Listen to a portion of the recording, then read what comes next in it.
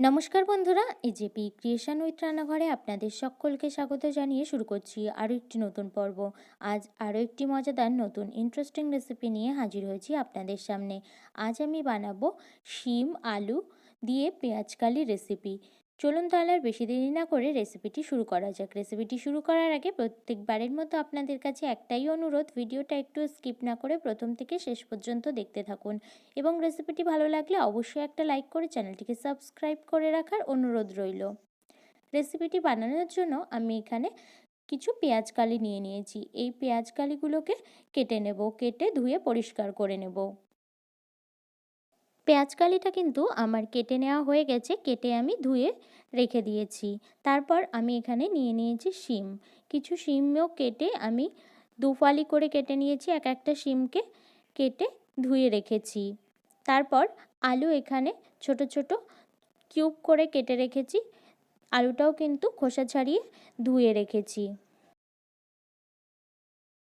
রেসিপিটি বানানোর জন্য আমি এখানে কড়াইতে তেল গরম হতে বসিয়ে দিয়েছিলাম। তেলটা কিন্তু আমার গরম হয়ে গেছে। আমি এখানে ফোড়নের জন্য দিয়ে দিচ্ছি দুটো শুকনো লঙ্কা। তারপর কেটে ধুয়ে রাখা আলুগুলোও কিন্তু আমি এখানে দিয়ে দিলাম।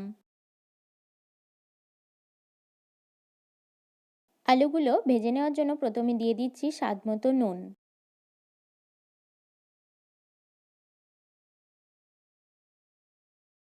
তারপর দিয়ে দিচ্ছি পরিমাণ মতো হলুদ গুঁড়ো।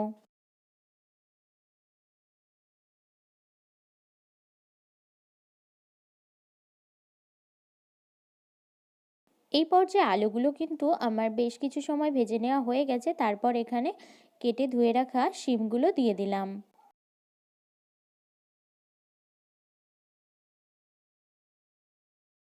এক দু মিনিটের মতো শিমটাকে নাড়াচাড়া করে নেওয়ার পর তারপর দিয়ে দিচ্ছি কেটে ধুয়ে রাখা পেঁয়াজকলি।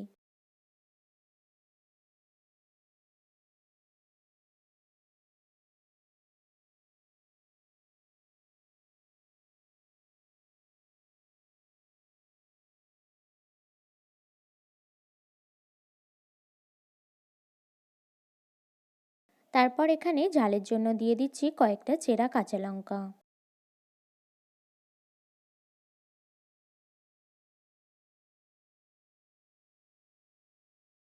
দেখুন বন্ধুরা, এই পর্যায়ে কিন্তু রেসিপিটা আমার রেডি হয়ে গেছে। খুব সহজে আর খুব তাড়াতাড়িও কিন্তু খুব কম উপকরণ দিয়ে এই রেসিপিটি বানিয়ে ফেলা যায়, আর খুব টেস্টিও হয়। আমার এই পেঁয়াজকালি ভাজা রেসিপিটি যদি আপনাদের ভালো লেগে থাকে তাহলে অবশ্যই একটা লাইক করে দেবেন এবং কমেন্টের মাধ্যমে জানাবেন আমার এই রেসিপিটি আপনাদের কাছে কেমন লেগেছে, এবং বেশি বেশি করে শেয়ার করে আমার পাশে থাকবেন, আমাকে আরও উৎসাহিত করবেন। আর আপনি যদি আমার চ্যানেলে নতুন বন্ধু হয়ে থাকেন এবং আরও নিত্য নতুন ইন্টারেস্টিং মজাদার রেসিপির আপডেট পেতে চান তাহলে প্লিজ আমার চ্যানেলটিকে সাবস্ক্রাইব করে পাশে থাকা বেল আইকনটি প্রেস করে অল নোটিফিকেশন অন করে রাখবেন, যাতে সমস্ত ভিডিওর আপডেট আপনি ঠিক সময় পেয়ে যান। আজ এই রেসিপিটি এই পর্যন্তই। আরও একটি মজাদার নতুন কোনো ইন্টারেস্টিং রেসিপি নিয়ে আপনাদের সাথে দেখা হবে আরও একটি নতুন পর্ব। সবাই সুস্থ থাকবেন, ভালো থাকবেন।